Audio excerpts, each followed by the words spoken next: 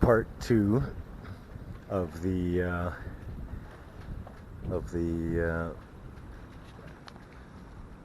piracy at sea, so to speak. So you can do this a little better now in daylight. So we're in Santiago, Bahia Praia, or Port Praia, and this is the anchorage here. So that's where you enter. There's the breakwater over there, and according to the maps, there's a charted area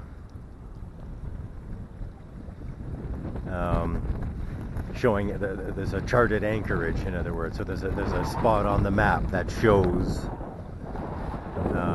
the designated anchorage. Okay, fine. We showed up a little late in the afternoon and straight ahead over there, as close to that breakwater, to that low wall of stones, as close as we could get to that. And when we were able to get fairly close because we're a catamaran, right? We have a very shallow draft. So as close as we could get, we anchored, and we had dinner. I did the barbecue. In fact, it was a lovely evening. It was a lovely meal. And I guess around 8 o'clock, those three guys just showed up, came storming through the door into the salon. Oh, here comes that wind again. Darn, sorry guys. There was a lull in the wind, and I thought this would have been a good time to do the second half. I'll carry on with it and check it. If it's not too noisy, then I'll just use this. Oh, it's dying down again. But I can see some more wind coming on the water. Anyway, so we were straight out there. They came on board for about 20 minutes,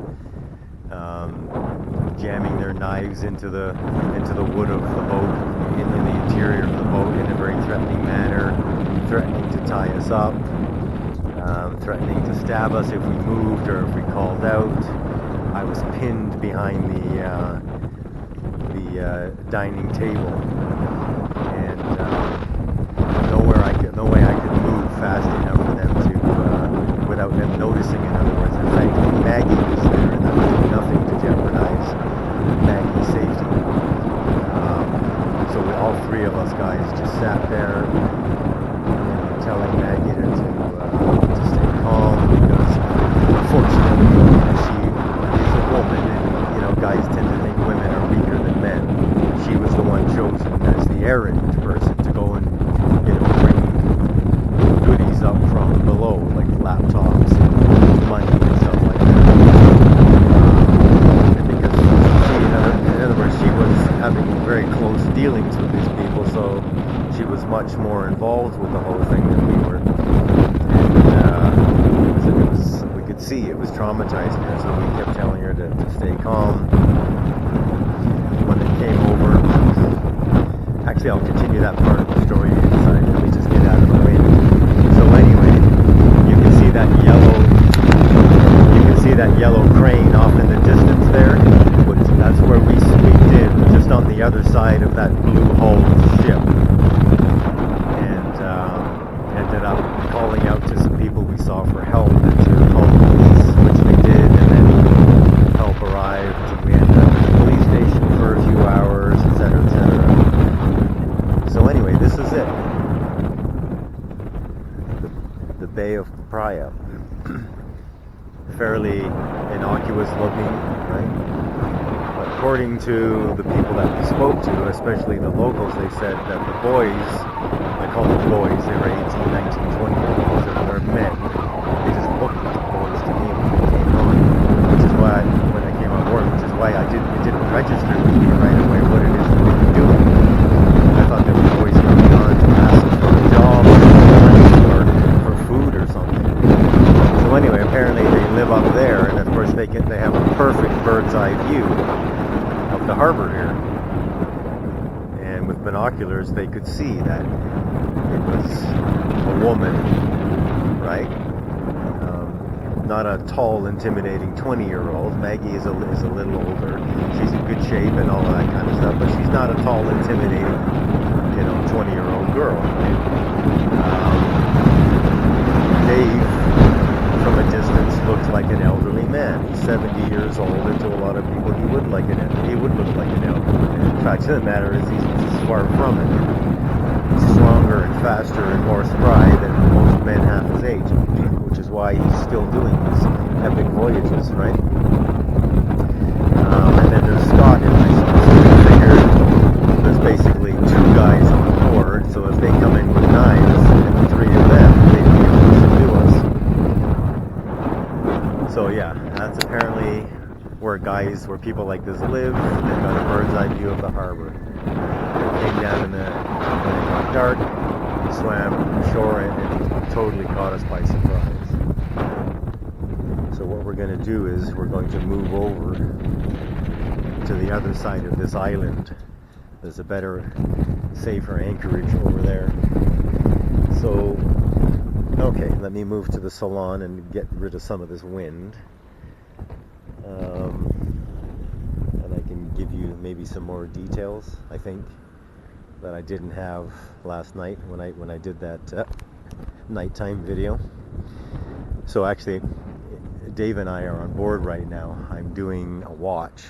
I doubt they're going to return, but you never know. We did go to the police, and they demanded that we not do that just before they left the cabin, just before they left the boat last night.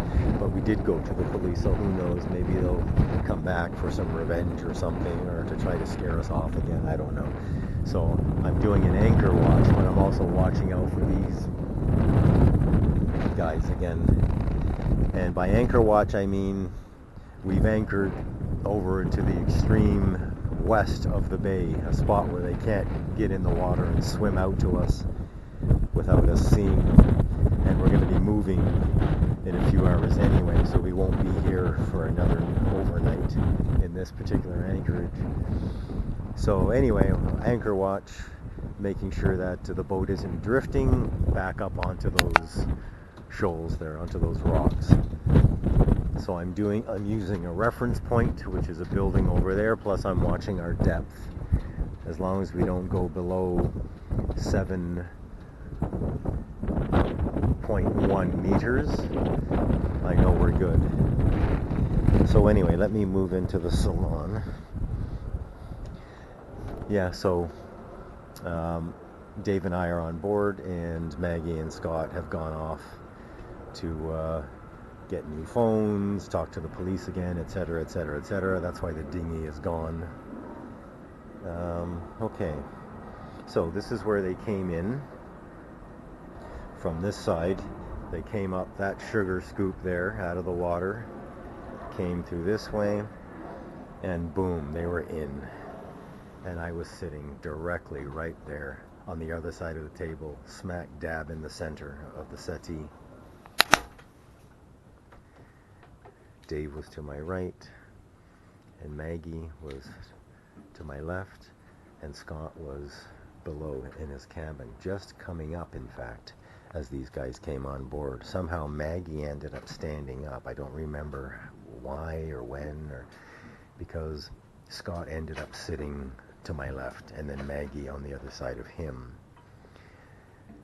So they were brandishing these really long knives. They managed to pick one of our butcher knives up, a big 8-inch chef knife. They managed to pick that up. So this is what Scott faced as he came up the stairs here. So he immediately used his senses and realized that it was a theft, and that the best thing to do for everybody's safety, and naturally I'm assuming he was thinking particularly about the safety of his wife, is to simply give in and let them take what they want. So one of the guys stood right here. So right here, with a knife in his hand here, very close to Dave, but they were all watching me very carefully. The other guy stood here, and this is one of his knife gouges. You can see it clear here now. He was stabbing the wood with his knife to maintain the intimidation, right? And the other guy was basically drifting around, yelling at poor Maggie to go get money, go get computers, go get this.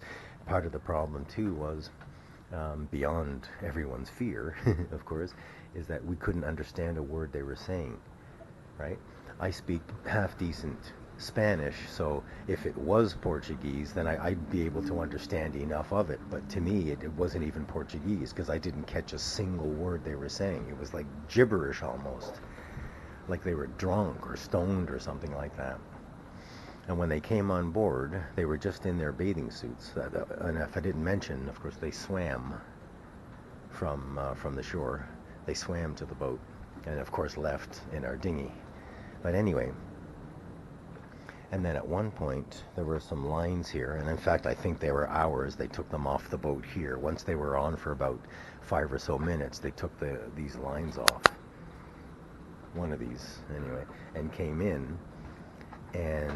came and looked at me directly, saying it's more of their gibberish, but clearly holding the rope out. He wanted to tie my hands up, and presumably that meant everyone would get tied up. And that's when I drew the line and I said, no tie, no. Basically stating, you go in that direction and we're going to have a problem. Even if I got caught up, okay, you're not going to tie me up. Because the moment you allow somebody to tie you up, remember guys, this is one guy's opinion about something very real that happened, right? But it's still my opinion. The moment you allow yourself to get tied up, you're basically completely defenseless, right? And these days, it's not good enough for these characters to rob. They're often doing a lot worse to people, right? And I wasn't going to put myself or any of my crew members in that same situation. So anyway, I refused to tie up and he backed off. He actually tried one more time towards the end, and the same thing. I refused, no tie. And at that point then Dave also piped up and said, no tie. So anyway, they got away with a whole bunch of stuff. My really expensive watch, my wallet, one of my action cameras. Anyway, we estimated that it was about $20,000 worth of gear that they walked away from. Some of Maggie's credit cards and stuff like that. And Dave lost his phone. They took all of our phones. Dave lost his phone too, plus his iPad. And they took one of the backpacks that we had on board and just basically shoved all the loot in there. One guy remained behind, the guy who was the master threatener, and the most baby-faced, if I can use that word, of them all. He remained behind while the other two forced us to give them the key to unlock the dinghy. They waited in the dinghy. I heard them try to start it, but they couldn't because the gas tank was inside one of the sugar scoops. Anyway, they got in the dinghy and then they rowed away. So 3 things happened where I drew the line, or I was prepared to draw the line.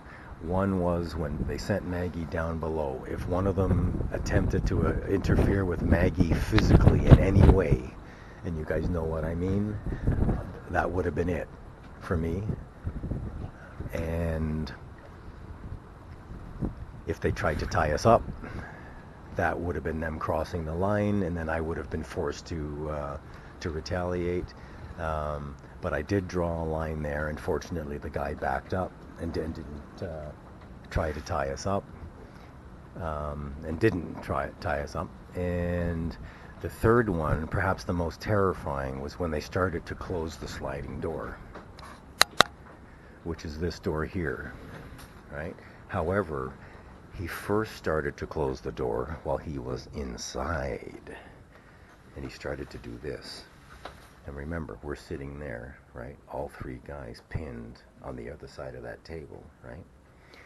And the moment he started to close the door, I thought for sure he's closing the door so as not so that our cries for help wouldn't be heard. In other words, what I'm saying, yes, the horrible thought that they were closing the door but staying on the inside because they were planning on doing away with us, right? And that's when I said to Scott, get ready, because if they try to do such and such, move fast and move hard. But fortunately, that didn't happen. He was all he was doing was checking out to see how the door closed, and then he stepped out and closed the door. And then they were gone.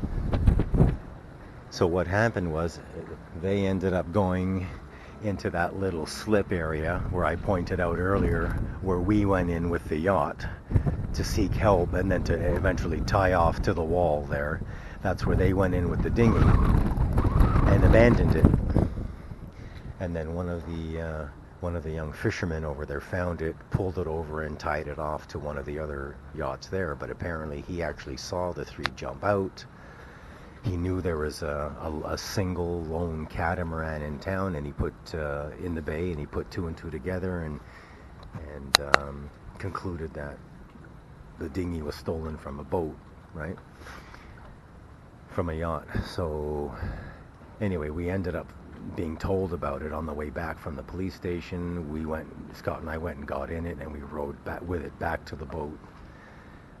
There was only one paddle left in the boat, though, only one of Scott's paddles, so we ended up borrowing one from this very kind young man that works in the port here. And we returned the paddle to him in the morning. But anyway, got back to the boat, much to Maggie's relief, to have the whole crew back together again. She felt better, safer, etc. Dave and I took turns standing watches in case they returned, and Scott and Maggie went below and got some sleep. It was really horrible being on the wall because the lines were all chafing, right? Because normally we wouldn't tie up in a situation like that. And in fact, one of the lines parted, so Dave eventually ended up doubling up all the lines, and then whenever he was on shift or whenever I was on shift, all we did was we spent the time, hardening the lines up, watching them very carefully for chafe, and of course adjusting the lines as the vessel went up and down with the tide, up and down this concrete wall. So that's about it. Now you've seen the bay in daylight. You've seen just about exactly where everything happened and how it happened. And yeah, so we started in Ilha do Sal, sailed down to Boa Vista, and then down to here. And on our first night here, just after we finished a lovely dinner, we were boarded and threatened and robbed at knife point. But everybody's alive and everybody's okay, and another lesson learned. And I swear it's the weirdest thing, guys, because we were just talking about it as we were sitting here before the boarding, and we were talking about the issue of safety and whatnot. It's a discussion that all boaters have, every once in a while. How safe is the place, etc.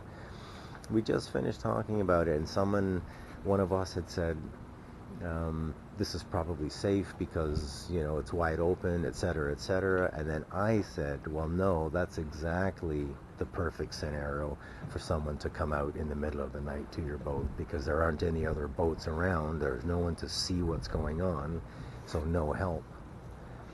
And that was well, there were many really difficult aspects of that.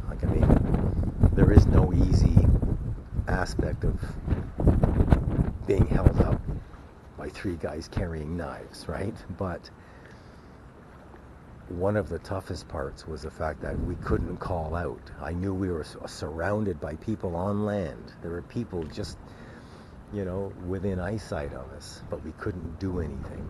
I felt totally helpless. And that's a very, very strange and extremely uncomfortable situation to be in. I was so surprised at how quickly they got onto the vessel and came through. When I first saw this kid coming through, he looked like a baby. I understand now that he was probably about 19, but he looked like a child with a baby face.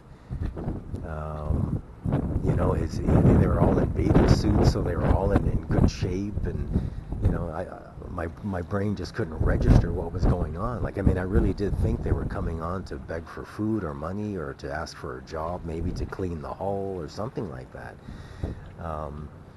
And I just put it down to his youth because, a lot of times very young people don't understand, social conventions and etiquettes and stuff like that. They don't understand that, hey, you don't just go onto someone's boat, right? But it's happened before. So I was not so startled by the fact that it seemed to be a young person coming on board and asking for some kind of help. But when we saw the knives, and then it became clear what it was they were here for, then it took on a completely different dynamic. I've read in so many reports, especially on Noon Site, where people post their reports explaining or detailing times when they've been boarded or robbed, etc., while they've been on their boats. And it's always the other person, and you're reading the stuff and you're thinking, my God, how horrible. And some of the stories are horrible because sometimes they end in death, right? And I know this all too well because of that young Canadian girl who lost her father when they were anchored somewhere. I can't remember where.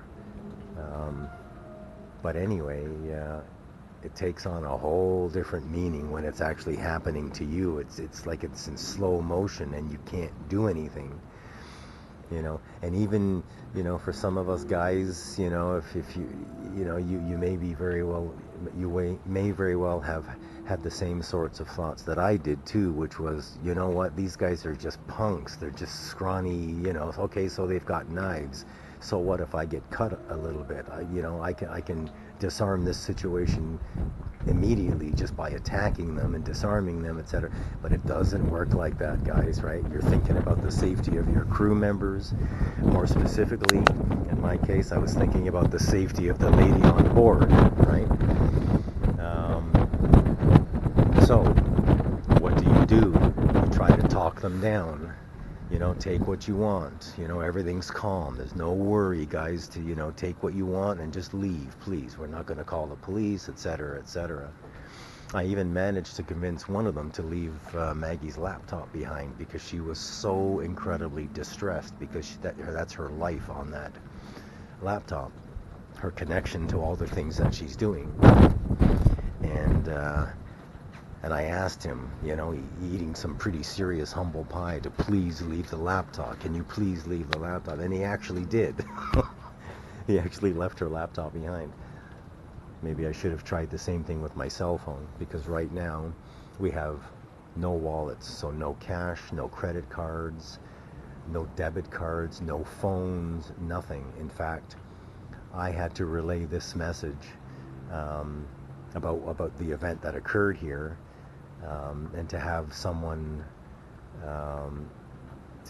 cancel all my credit cards, I had to do it through somebody else's wife. In fact, Dave's wife, he was able to get some sort of communication through the American embassy, which we visited today. There is no Canadian embassy here.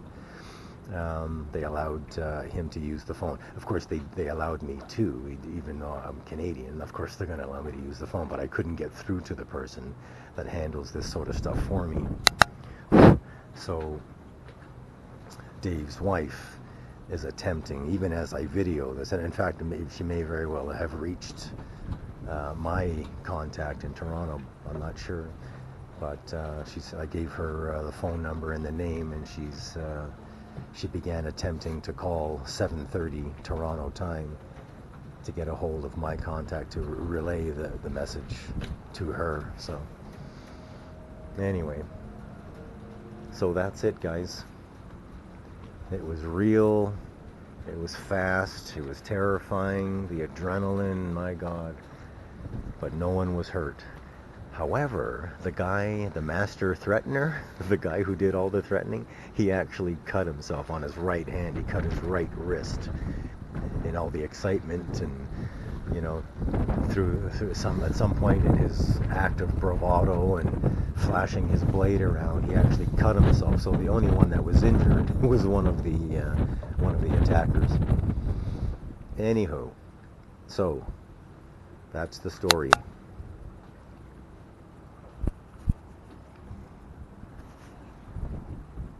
And what a lesson learned.